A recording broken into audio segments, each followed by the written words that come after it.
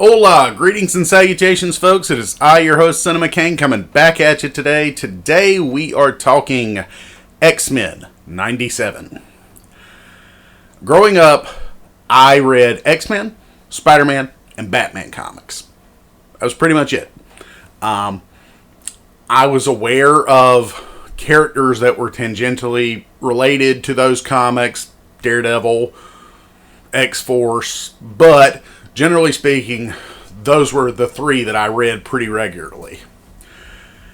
The thing that introduced me to X-Men was that 90s X-Men series that this is supposed to be a direct continuation of. It gets about a 90% from me. And I'm going to tell you why. Tonally, nice. Perfect in my opinion. Slightly elevated so that the kids that grew up on it get a little bit more adult content this time around than they could have gotten on network television back in the day. The fact that they got as many as the original voice cast as they could to come back, and the ones they couldn't get, they got people who sound almost exactly like them. So much so that you kind of have to do a double take to make sure it is not the same person. They got the original creators back too. Great. That's how you do this kind of project. If you're doing a legacy project, get back the original creators. And now let's get to the 90%. What's the 10% that I feel like it's lacking? Well, I loved it overall. I did.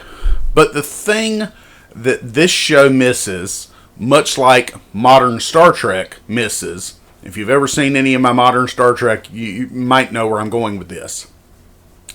Star Trek and the X-Men series were both really good back in the day at being an allegory for the overall message they were trying to deliver. The original X-Men comics were all about the civil rights movement of the 60s. In more modern terms, they've been used to be both movement for the civil rights and for the LGBT community.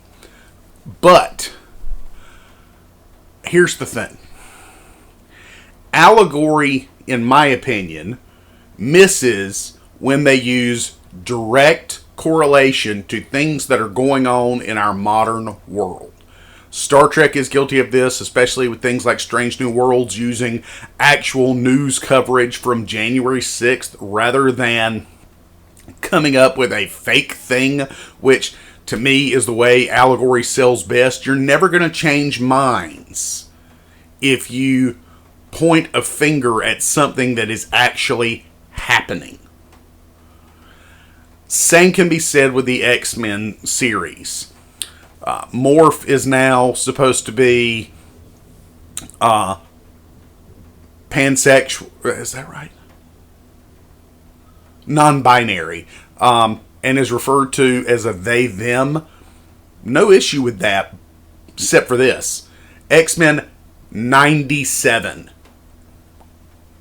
We had no term for non-binary in 1997. If you're making a direct continuation, but you're using modern colloquialisms to explain it, you're already missing the beat. On top of that, there's another scene where something about lives mattering. Whose lives matter more, I believe, is the line that is used. Sure seems like Black Lives Matter. Now look, I get it. They have a message. They're Disney. They've been promoting messages for a while now.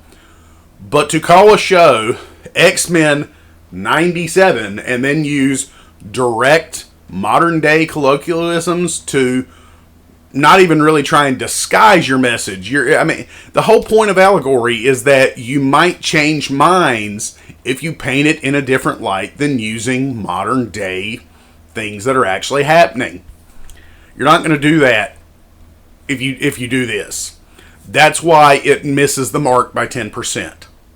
Aside from that, great show. If they could have figured out a way to paint within allegory without these things that I brought up, I think it would have been a perfect 10 out of 10 all across the boards, 100%. I loved X-Men 97 mostly.